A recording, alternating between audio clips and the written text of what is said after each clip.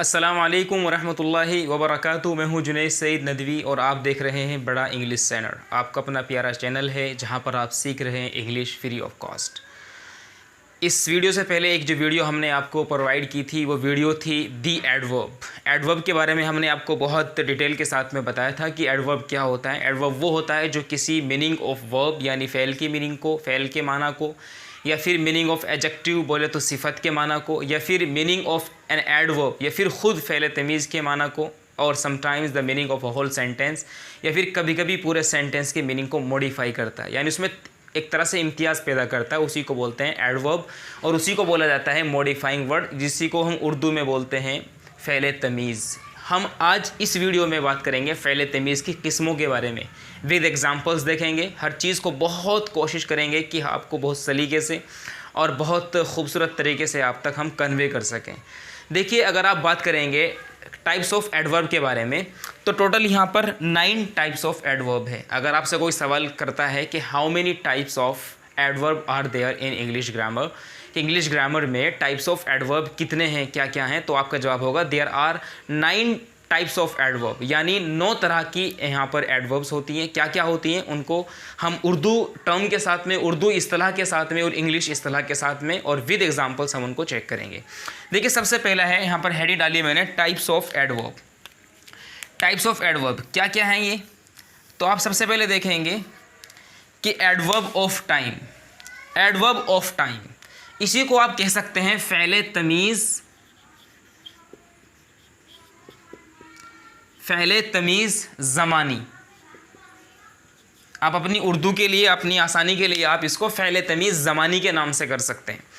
इसके एग्जाम्पल आप देखेंगे, ही विल कम टुडे, वो आज यहाँ आएगा। ही विल कम, वो आएगा, टुडे आज, तो ही विल कम टुडे, वो आज यहाँ आएगा। तो ही विल कम टुडे, वो आज आएगा, ठीक है ना। ही विल कम टुडे, वो आज आएगा। अब यहाँ पर आपको ये देखना है कि यहाँ पर इस पूरे सेंटेंस में कौन सा ऐसा वर्ड हो सकता है जो फ़ेल तमीज़ ज़मानी बोले तो, यानी जो ज़माने के बारे में बता रहा हो। तो ही विल कम, वो आएगा, टुडे आज। तो आपका अगर आप गौर से देखेंगे तो टुडे एक वर्ड है और यही क्या कर रहा है आपको, आपका यहाँ पर एडवर्ब ऑफ टाइम है, यानी टाइम को बता रहा है। सवाल अगर करें ही विल कम, वो आएगा, सवाल करें व्हेन, कब आएगा, तो आपका जवाब होगा टुडे, आज आएगा। तो किसी भी सेंटेंस में जब आप क्वेश्चन करते हैं व्हेन, कब आएगा, तो जो आंसर निकल करके आता है, जो आंसर आपको मिलेगा वही आपका एडवर्ब ऑफ टाइम होगा। तो टुडे यहाँ पर क्या है, टुडे, आफ्टर, ठीक है ना, टुमोरो, आफ्टर टुमोरो, यस्टरडे, जो इस तरह के वर्ड्स होते हैं ये सभी के सभी जब सेंटेंस में यूज़ होते हैं तो ये as a adverb of time होते हैं, ठीक है ना। तो ही विल कम टुडे, वो आज आएगा। तो टुडे यहाँ पर क्या हो गया है, फ़ेल तमीज़ ज़मानी बोले तो एडवर्ब ऑफ टाइम हो गया है। कुछ समझ में आ रहा है तो प्लीज़ आप कमेंट ज़रूर किया करें आप, ताकि आपकी तरफ से हमें एक्नॉलेजमेंट हो जाए, आपकी तरफ से हमें कुछ पता चले, और जो ट्रैक करना है कि हमारे व्यूवर्स, हमारे जो सब्सक्राइबर्स हैं वो कितना समझ पा रहे हैं, कितना उनको बेनिफिट हो रहा है, ये सब चीज़ें एक तरह से जानना बहुत ज़रूरी है। तो सेकेंड नंबर पर है एडवर्ब ऑफ प्लेस। ऊपर था एडवर्ब ऑफ टाइम यानी फ़ेल तमीज़ ज़मानी। सेकंड नंबर पर है एडवर्ब ऑफ प्लेस, इसी को आप कह सकते हैं अपनी आसानी के लिए फ़ेल तमीज़, वो ज़मानी था, प्लेस यहाँ पर बन जाएगा मकानी, यानी फ़ेल तमीज़ मकानी बोले तो एडवर्ब ऑफ प्लेस, यानी जगह के बारे में पता चले। एग्जाम्पल क्या है, Zaki will go there, Zaki वहाँ जाएगा। अगर मैं आपसे सवाल करूँ ज़की विल गो, ज़की जाएगा, सवाल है ये वेयर, कहाँ जाएगा, तो यहाँ पर निकल कर आ रहा है एक वर्ड देयर।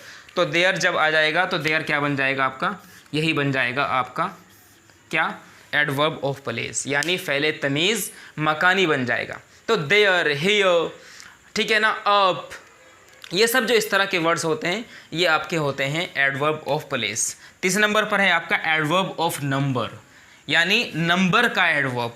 इसको आप उर्दू में कैसे जानेंगे, फ़ेल तमीज़ नंबर है तो आपका आ जाएगा ये तादादी, ठीक है ना, फ़ेल तमीज़ तादादी, यानी यहाँ पर तादाद का पता चलेगा हमें। क्या पता चलेगा हमें, यहाँ पे तादाद का पता चलेगा।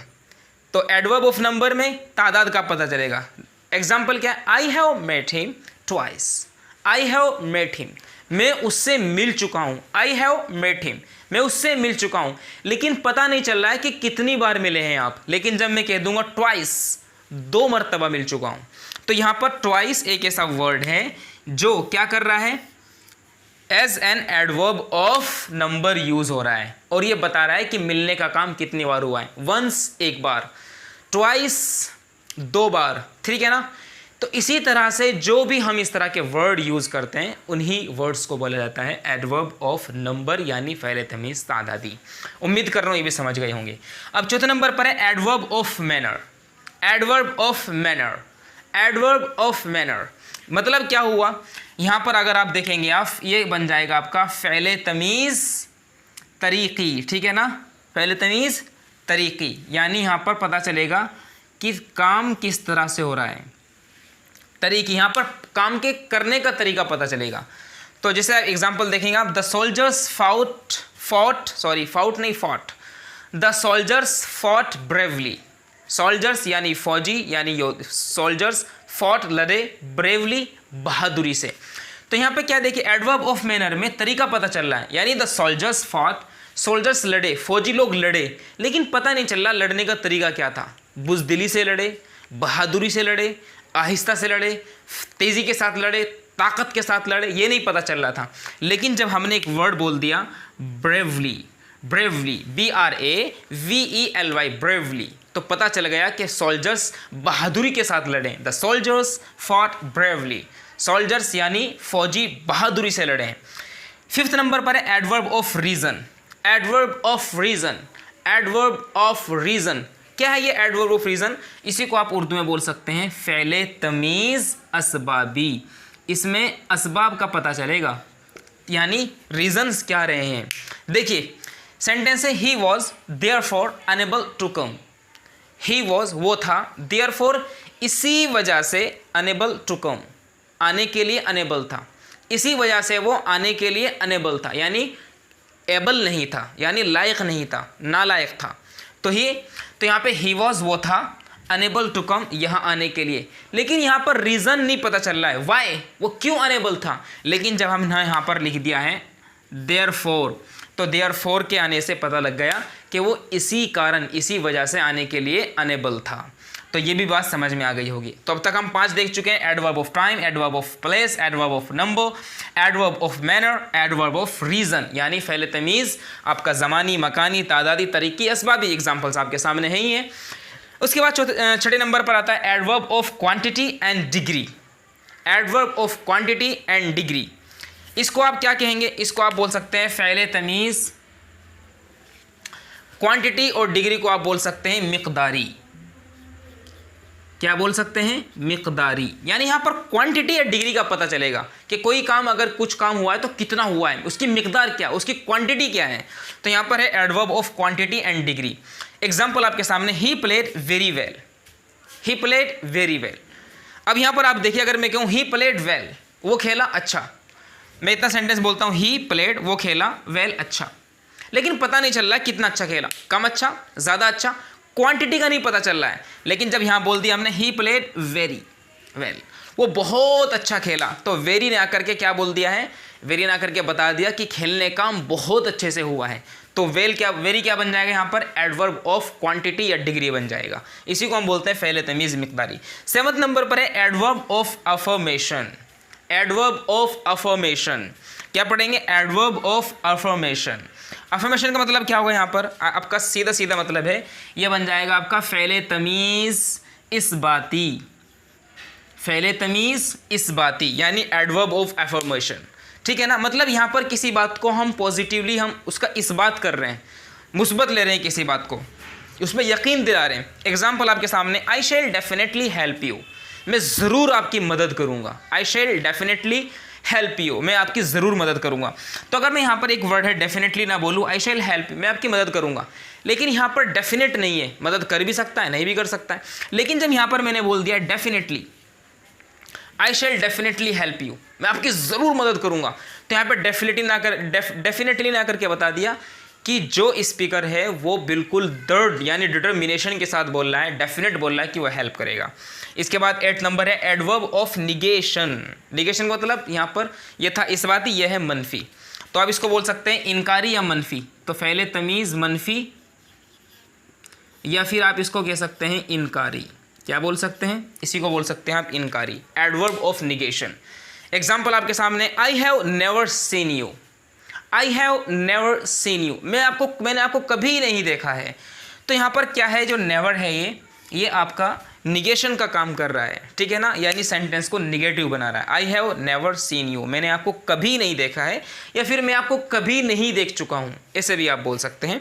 देखिए 9th नंबर पर रिलेटिव एडवर्ब है, इसको मैंने यहाँ पर ब्लू मार्कर से एक ख़ास वजह से लिखा है, एक स्पेशल यहाँ पर रीज़न है, वो क्या है उसको हम बाद में डिस्कस करेंगे। पहले तो आपको ये देखना है कि एग्जाम्पल क्या है, रिलेटिव एडवर्ब होता क्या है। देखिए एक होता है हमारा रिलेटिव, एक होता है रिलेटिव प्रोनाउन और एक होता है रिलेटिव एडवर्ब, दोनों में थोड़ा फ़र्क होता है, उस फ़र्क को हमें समझना है। सबसे पहले आप एक थोड़ी सी निगाह डालिए एग्जाम्पल पर। Relative adverb, this is the place, ये वही जगह है वह जहाँ पर वी मेट यस्टरडे, जहाँ पर हम कल मिले थे। यहाँ पर जो एक वर्ड है वेयर, ये वही जगह है जहाँ पर हम कल मिले थे। जहाँ पर ये क्या कर रहा है, ये एक तरह से दो सेंटेंस को आपस में जोड़ रहा है, यानी दिस इज़ द प्लेस एक सेंटेंस हुआ, तो देखिए यहाँ से लेकर के और यहाँ तक एक सेंटेंस हुआ, दिस इज़ द प्लेस ये एक जगह है, और उसके बाद वी मेट यस्टरडे, वी से लेकर के और यस्टरडे तक एक सेंटेंस हुआ। इन दोनों सेंटेंसेस को आपस में रिलेट कर रहा है, जोड़ने का काम कर रहा है एक वर्ड, और वह है आपका वेयर। तो वेयर ही आपका रिलेटिव एडवर्ब बन जाएगा।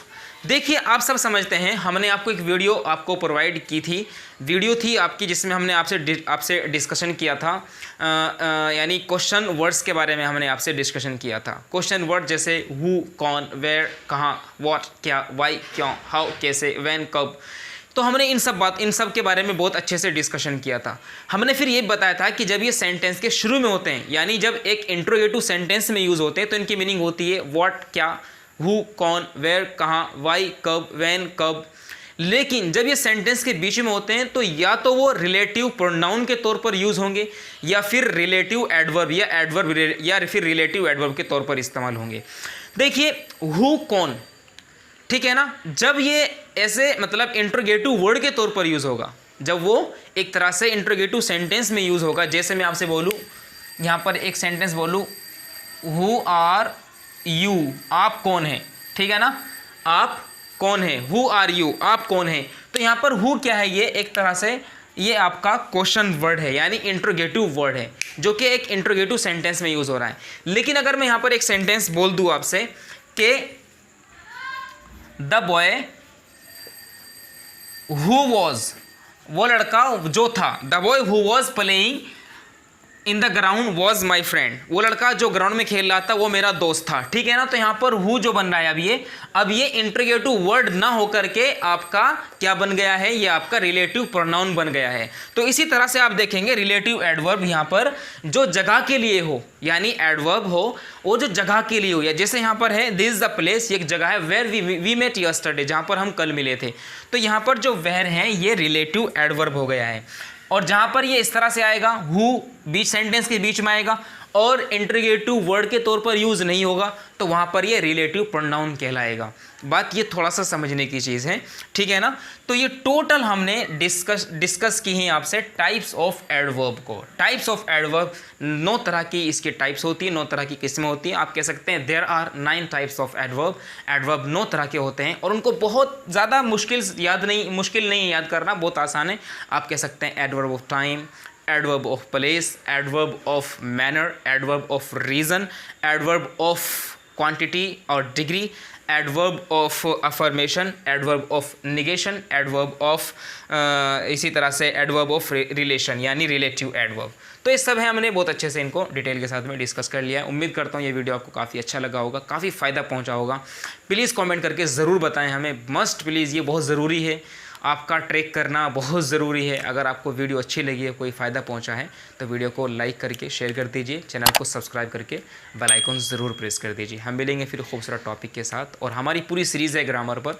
आप अपने फ़ायदे के लिए, अपने बेनिफिट के लिए, अपनी स्किल को डेवलप करने के लिए, ग्रामर को अच्छे से टैकल करने के लिए, अपनी नॉलेज को इम्प्रूव करने के लिए, अपना कॉन्फिडेंस लेवल को एक तरह से प्रमोट करने के लिए, और उसमें एक तरह से एक डिटर्मिनेशन पैदा करने के लिए आप हमारे चैनल के साथ जुड़े रह सकते हैं। अपने दोस्तों को, अपने रिलेटिव्स को जोड़ सकते हैं। मिलेंगे इंशाल्लाह हम फिर एक खूबसूरत टॉपिक के साथ अगली वीडियो में। तब तक के लिए हमें दीजिए आप इजाज़त। बहुत बहुत शुक्रिया। अस्सलामु अलैकुम व रहमतुल्लाहि व बरकातुहू।